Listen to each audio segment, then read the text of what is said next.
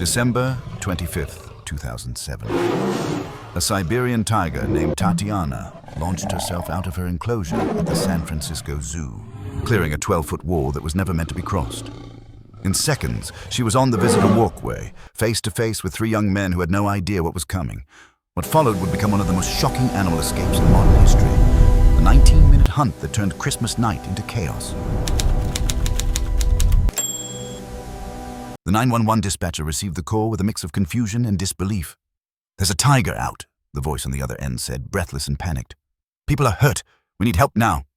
Within minutes, emergency vehicles were racing toward the zoo, their sirens cutting through the evening air, their lights flashing against the gathering darkness.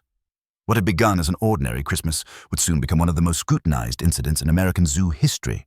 A night when the invisible barriers between human and predator collapsed, when assumptions about safety proved tragically wrong, and when a Siberian tiger named Tatiana became the center of an international controversy. The San Francisco Zoo had stood on its 125-acre plot since 1889, a testament to humanity's enduring fascination with the natural world and its most magnificent creatures.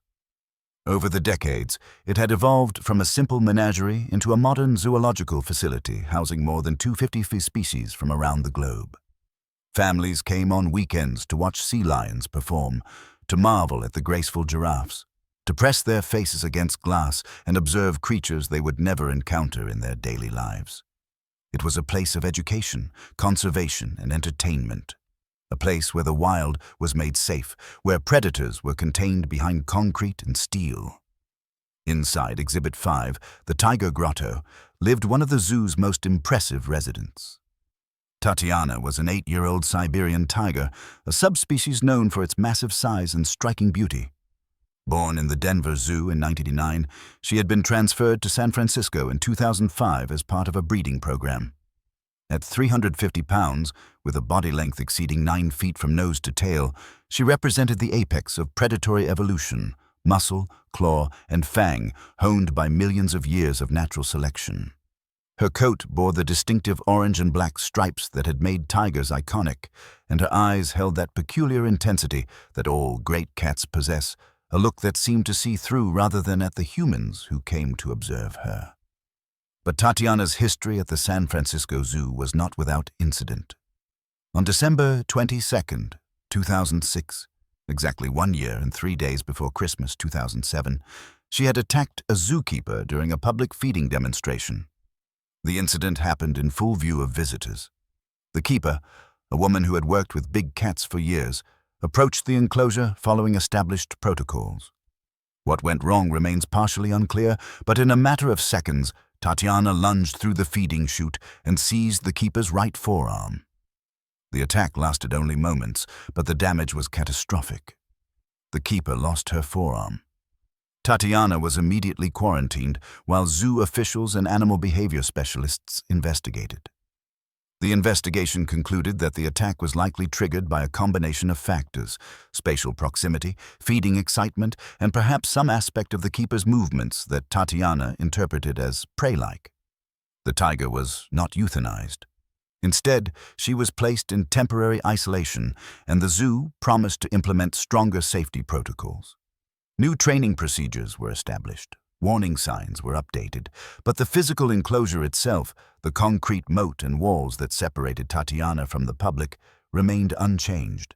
The outer wall measured 12.5 feet from the bottom of the moat to the top edge. According to industry standards established by the Association of Zoos and Aquariums, the recommended height for Siberian tiger enclosures was 16.5 feet. The San Francisco Zoo's Tiger Grotto fell 4 feet short of that recommendation. Zoo officials maintained that the enclosure was still within acceptable safety parameters, that the moat design, a dry concrete pit surrounding the exhibit, provided adequate protection. After all, tigers couldn't fly. The distance seemed insurmountable. Tatiana was returned to public display in early 2007. Visitors continued to come, to take photographs, to watch her pace along the rocks and concrete of her artificial habitat. Life at the zoo continued as normal. Months passed without incident. Christmas approached. On the afternoon of December the 25th, 2007, 3 young men arrived at the San Francisco Zoo. Carlos Eduardo Sousa Jr. was 17 years old. a high school student from San Jose with his whole life ahead of him. He had come to the zoo with two brothers, Paul and Kulbir Dhaliwal, aged 19 and 23 respectively. The three friends had decided to spend part of their Christmas day at the zoo, a spontaneous decision, the kind young people make without much thought. They purchased their tickets around 1 o'clock in the afternoon and entered through the main gates. Security logs and witness statements would later help investigators piece together their movements throughout that afternoon. They visited the penguin exhibit first, taking photographs and laughing at the bird's awkward waddle. They bought sodas from a concession stand and wandered through the primate areas, watching monkeys swing from artificial vines. As the afternoon wore on and closing time approached, most visitors began filtering out of the zoo. Families with young children left to continue their Christmas celebrations at home. Couples departed hand in hand, but Carlos, Paul, and Kulbir remained. Around 4:30 in the afternoon, witnesses reported seeing the three young men near the big cat exhibits. They were standing close to the railings, closer than most visitors ventured. Some witnesses later told investigators that the group appeared to be shouting, making loud noises, waving their arms. One visitor claimed she saw them throwing something, whether small rocks, pine cones, or pieces of food, she couldn't say for certain. Another witness reported that they seemed to be trying to get the tiger's attention, to provoke some kind of reaction. However, none of the witnesses felt alarmed enough to notify zoo staff. Such behavior, while inappropriate, wasn't uncommon. Young men testing boundaries, showing off, playing at bravery from behind what they assumed was an impenetrable barrier. At 5 o'clock, the zoo's closing announcements began echoing across the grounds through loudspeakers. The San Francisco Zoo will be closing in 30 minutes. Please make your way toward the exits. The pathways began to empty. Staff members started their closing routines, checking buildings, securing exhibits, preparing for the night. The December air grew colder as the sun dropped lower. Fog began rolling in from the Pacific Ocean, as it did most evenings, turning the zoo into a landscape of shadows and mist. Carlos, Paul, and Kulbir made their way to the Tiger Grotto for one last look. Security camera footage shows them standing at the viewing rail at 5:04 p.m. Tatiana was visible in her enclosure, pacing along the rocks. Then, at 5:05 p.m., the camera feed experiences a brief disruption, a moment of static that would later be analyzed extensively by investigators. When the feed returns, the viewing area appears empty. What happened in those minutes remains partially reconstructed from physical evidence and witness testimony. At some point between 5:05 and 5:07 p.m., Tatiana made a decision that would change everything. From her position inside the moat, standing on the concrete floor 12.5 feet below the outer wall, she launched herself upward. The physics of what occurred have been studied extensively. A Siberian tiger possesses extraordinary leg strength, capable of generating explosive vertical force. Their hind legs, thick with muscle, can propel their massive bodies upward with shocking power. Tatiana's claws, each several inches long and razor-sharp, found purchase on the concrete wall. She climbed, she pulled, she drove upward with every ounce of strength her 350-pound body possessed. And she cleared the barrier. In a display of raw athletic ability that experts had thought impossible given the wall's height, Tatiana escaped her enclosure. She landed on the public walkway outside the grotto. Carlos Souza Jr. was there. The attack happened instantly. Tatiana struck with the precision and ferocity that evolution had perfected over millennia. Carlos fell within seconds. Paul and Kulbir Dhaliwal, standing nearby, watched in horror as their friend went down. Then Tatiana turned her attention to them. The brothers ran. Behind them, 350 pounds of apex predator gave chase. The fog had thickened by now, reducing visibility across the zoo grounds.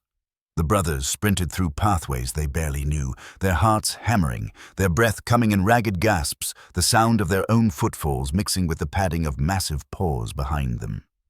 Blood ran from wounds on their necks and shoulders where Tatiana had made contact. They shouted for help, their voices carrying through the fog, but finding no immediate response. The zoo was nearly empty. Staff members were in buildings or far across the grounds. Security guards were conducting routine closing procedures. Tatiana pursued them with the single-minded focus of a predator who has identified prey. She covered ground with terrifying speed, her body low, her movements fluid. They passed the flamingo pond. They cut through the primate area. They ran nearly 300 yards, a distance that would later be mapped and measured by investigators trying to understand the sequence of events. At 5:11 p.m., a security guard near the lion house noticed something unusual. He couldn't see clearly through the fog, but he heard sounds that didn't belong, shouting, movement, something wrong. He reached for his radio and called it in. Something's going on near the cat exhibits. I don't know what, but something's wrong. By this time, Paul and Kulbir had reached the Terrace Cafe, a small building near the center of the zoo with outdoor seating areas. Paul collapsed near the patio tables, his legs giving out, blood soaking his clothing.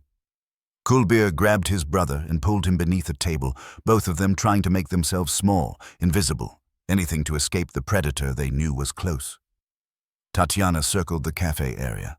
She could smell them. She could hear their breathing. She paced back and forth, low growl rumbling in her chest, eyes scanning the shadows. At 5:14 p.m., the zoo initiated its emergency lockdown protocol. All remaining staff members were ordered to shelter in place immediately. Gates were sealed. The few visitors still on the grounds were rushed into buildings and told to stay calm, stay quiet, stay hidden.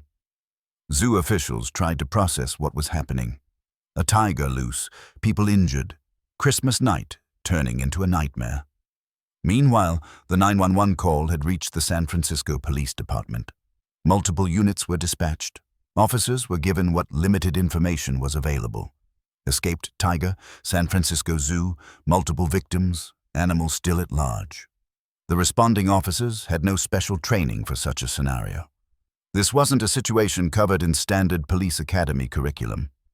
They were going into an active scene with a 350-pound predator, armed with service pistols and one shotgun, trying to protect human life while navigating a sprawling zoo complex in heavy fog. The first police units arrived at 5:17 p.m. 4 officers entered through Gate 7 on the zoo's western side. They moved quickly but cautiously, their flashlights cutting beams through the fog, their weapons drawn. The zoo at night was disorienting, pathways branching in multiple directions, exhibits looming out of the darkness, every shadow potentially concealing a tiger. They found blood almost immediately, drops and smears on the pavement, leading away from the tiger grotto. They followed the trail past the lion house, their radios crackling with updates and questions. Where is the animal? Do we have eyes on the animal? What's the status of the victims? Officer James Lum, a 14-year veteran of the SFPD, led his team toward the center plaza. At 5:21 p.m., he spotted movement near the Terrace Cafe. Through the fog, he could make out a figure beneath a patio table.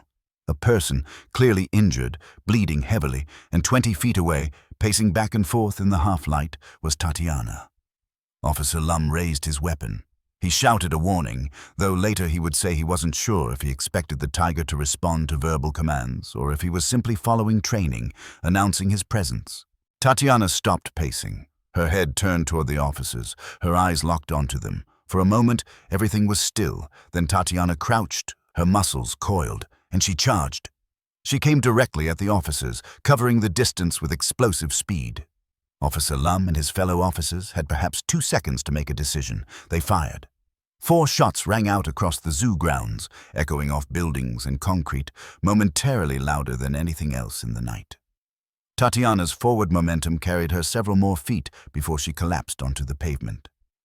She slid to a stop 15 feet from the cafe entrance. The time was 5:26 p.m. 19 minutes had passed since the first 911 call. The officers moved forward cautiously, weapons still trained on the fallen tiger, but Tatiana was dead. The shots had been fatal. Her massive body lay still on the cold concrete, her Christmas Day escape ended by police gunfire. Paramedics, who had been staged outside the zoo, waiting for the scene to be secured, rushed in. They found Paul and Kulbir Dhaliwal, both alive, but in critical condition. Both brothers had suffered deep lacerations to their necks, shoulders, and arms. They were loaded into ambulances and transported to San Francisco General Hospital. Both would survive, though they would carry physical and psychological scars for the rest of their lives. Back at the Tiger Grotto, officers made the discovery everyone had feared. Carlos Eduardo Souza Jr. was found on the pathway near the exhibit. He had never made it to safety. He had never had the chance to run. The 17-year-old was pronounced dead at the scene. As Christmas night deepened and fog continued to roll in from the ocean, the San Francisco Zoo became a crime scene. Police tape cordoned off exhibits. Investigators began arriving. Photographers documented everything. What should have been a night of celebration had become a tragedy that would demand answers. The investigation that followed was exhaustive. The morning of December 26th brought teams from the San Francisco Police Department, Animal Control, the California Department of Fish and Wildlife, and representatives from the Association of Zoos and Aquariums. They approached the scene with meticulous care, knowing that every detail would be scrutinized, that lawsuits were inevitable, that the media attention would be intense and prolonged. The Tiger Grotto was measured multiple times by multiple teams to ensure accuracy. Every measurement confirmed the same conclusion.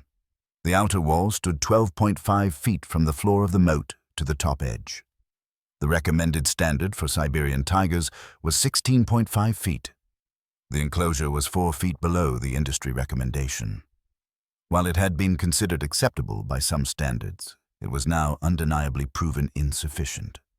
Investigators found claw marks on the concrete wall, deep gouges where Tatiana's claws had found purchase during her upward climb. They found paw prints on the outer ledge. They photographed everything, creating a detailed record of exactly how the escape had been physically accomplished. On the metal railing at the top of the viewing area, investigators recovered a single shoe print. The print appeared fresh, and its position suggested someone had stood on the railing, leaning over the edge, perhaps trying to get closer to the tiger. This discovery added weight to the theory that the victims might have provoked the attack, though it wasn't conclusive proof. Toxicology reports added another layer of complexity. Blood analysis revealed that all 3 young men had alcohol in their systems at the time of the incident. The levels weren't extraordinarily high, but they indicated drinking earlier in the day. This finding led to questions about judgment and behavior. Had they been more reckless because of alcohol? Had their inhibitions been lowered, making them more likely to taunt or provoke the tiger? Witness statements were collected and analyzed. Some visitors reported seeing the 3 young men acting inappropriately near the tiger exhibit, shouting, waving, possibly throwing objects. Other witnesses reported nothing unusual. The accounts were inconsistent, as witness testimony often is, especially when filtered through shock and the passage of time. Despite all the investigation, certain facts remained unclear. What exactly triggered Tatiana to attempt her escape? Had she been progressively agitated throughout the day by visitor behavior? Had something specific happened in those final minutes before 5:07 p.m. that drove her to make her impossible leap? The tiger could not tell her side of the story. What was clear, unambiguous, and damning was the conclusion about the enclosure. It was too low. Whether or not the victims provoked the attack, whether or not they had been drinking, whether or not they had exercised poor judgment, none of that changed the fundamental fact that the barrier designed to keep a 350-pound predator contained had failed. Tatiana's escape had been physically possible. And it should not have been. On December 27th, the San Francisco Zoo announced it would remain closed to the public pending the investigation. Staff members were interviewed, protocols were reviewed, records were examined going back years. The zoo's director faced a barrage of questions from media outlets around the world. How could this happen? Why hadn't the enclosure been upgraded after the 2006 attack? Who was responsible?